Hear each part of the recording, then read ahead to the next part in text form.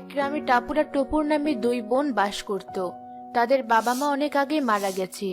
তারা দুজন তাদের উঠোনে বিভিন্ন শাকসবজি চাষ করত, আর সেগুলো বাজারে বিক্রি করে ভালোভাবে সংসার চালাতে পারত।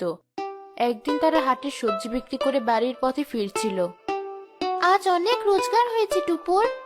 ঠিক বলেছো বোন, এই টাকা দিয়ে কি করা যায় বলো তো? তাই তো, কি কিনতে চাস বল? চুলের ফিতা, নাকি হাতের চুড়ি, নাকি সুন্দর একটা জামা কিনবি? কোনটা যে করব কিছুতেই ভেবে পাচ্ছি না।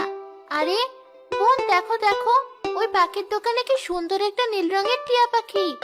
ওই দেখি, সত্যি তো, পাখিটা অনেক সুন্দর। বোন চলো না দোকানে, আমরা ওই পাখিটা কিনে নিয়ে যাই বাড়িতে।